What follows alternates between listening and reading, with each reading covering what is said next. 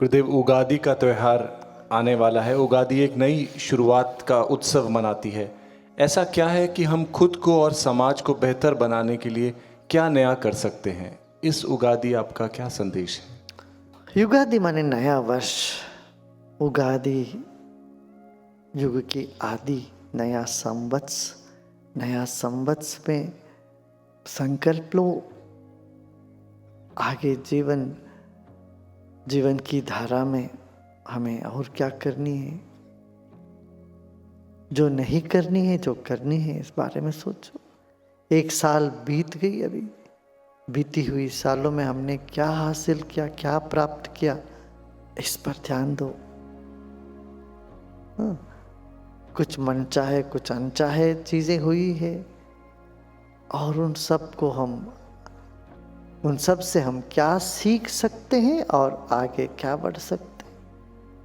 यहाँ दक्षिण भारत में, खासतौर से कर्नाटक में, युगादि के दिन नीम की पत्ते और गुड़ दोनों खाते हैं।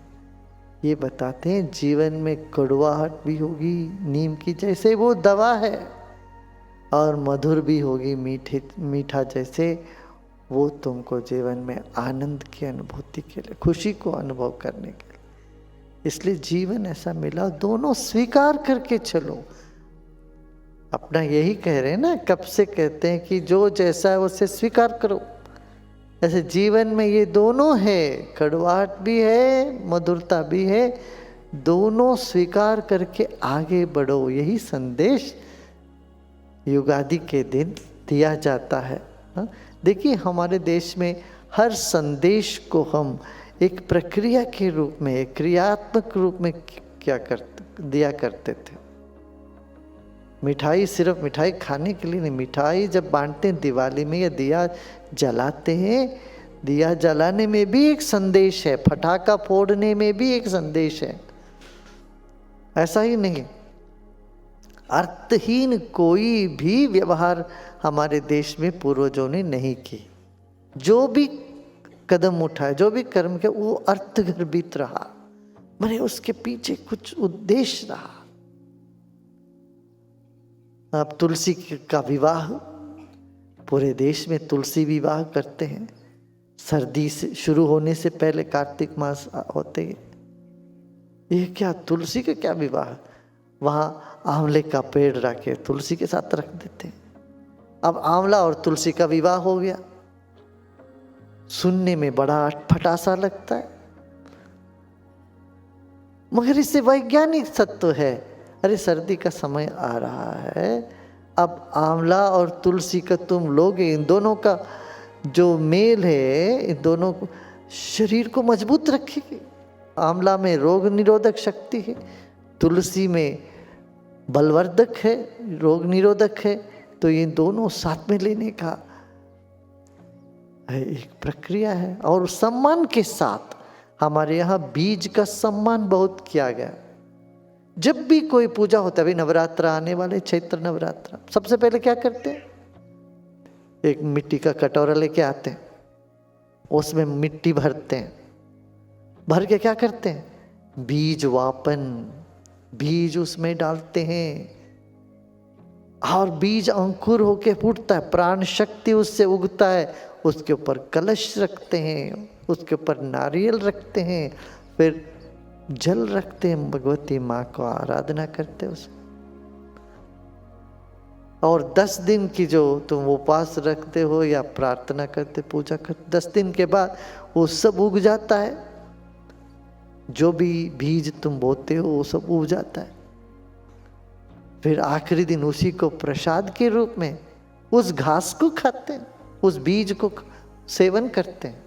तो बीज का इतना बड़ा महत्व हर त्योहार के साथ जुड़ा हुआ है, हर कर्मकांड के साथ जुड़ा हुआ। किसी के घर में विवाह है या नामकरण है, उपनयन है, कोई भी संस्कार है, तो पहले बीज बोते हैं और गंगा जी की पूजा करते हैं, जल लेके आते हैं। कोई भी किसी भी कुएं में कलश में जल लेके आए तो वो गंगा जी ही लगता है। यहाँ जाके लोग कुएं का पूजा करते हैं, कहते कुएं में गंगा जी है। हर कुएं में गंगा, कोई भी जल जब पूजनीय हो जाता है वो गंगा जल हो जाता है। और पूजा से पहले जल में आवाहन करते, गंगे चेमुनि चैव गोदावरी सरस्वती नर्मदे सिंधु कावेरी जलेस्मिन सन्निधिं कुरु। भारत के गंगा से लेके सिंधु से लेके कावेरी तक जितनी नदियां हैं सबका स्मरण करके उन सब नदी के देवताओं को, नदियों को प्रार्थना करते, आप इस जल में आप अपना सानिध्य दो, आप इसमें बस जाओ, ये प्रार्थना करते हैं। नदियों को इतना महत्व दी गई। सूर्य देवता को सबसे पहले प्रणाम करते हैं, सूर्य देवता को प्रणाम करके फिर गुरु, फिर गणपति। इस तरह से हमारी जो परंपरा विधि है इसमें भी इतना एक सुंदरता छिपी हुई है। मगर बात यह है कि ना कराने वालों को ना करने वालों को कुछ पता है। वो पंडित जाके घंटी बजाते हैं, वो कुछ मंत्र बोलते हैं, कभी आगे पीछे भी हो जाता है। श्राद्ध का मंत्र शादी में, शादी का मंत्र श्राद्ध में बोल देते, किसी को पता नहीं। तो हमें इन सब को समझ के करने में इसका आनंद ही और कुछ है, रस बहुत आता है।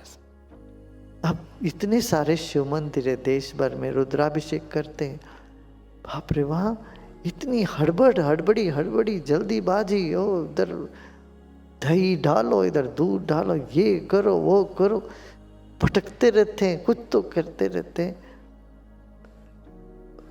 मगर यहाँ देखो, जब ध्यानस्थ पूजा होती है उसका लाभ कितना अधिक, उसका अनुभव में आता है कि नहीं? हाँ, बताओ कितने लोगों को अनुभव में आता है? सोमवार को यहाँ जब पूजा करते हैं एकदम कोई और बात नहीं, दत्त चित्त से। ये एक विधि है, प्रयोग है, इसका अनुभूति लेनी चाहिए, उसका लक्ष्य ही अनुभव देना, अनुभूति को प्राप्त करना, उसको एक और क्रिया करके भाग जाना नहीं। शांत मन में क्रियाओं का लहर उठाना, हिलोरा, उसका हिलोरा अंदर उठाने के लिए ये सब करते हैं। इसलिए कहते हैं यो जागार तम्र चक्कामयति, जो जागे हुए हैं उनके प्रति वेद के मंत्र, उनके प्रति मंत्र काम करता है, उनके प्रति भागते हैं, उनको चाहती है मंत्र। जो सोए हुए हैं उनके लिए मंत्र का कोई अर्थ नहीं, प्रयोग उपयोग भी नहीं होता।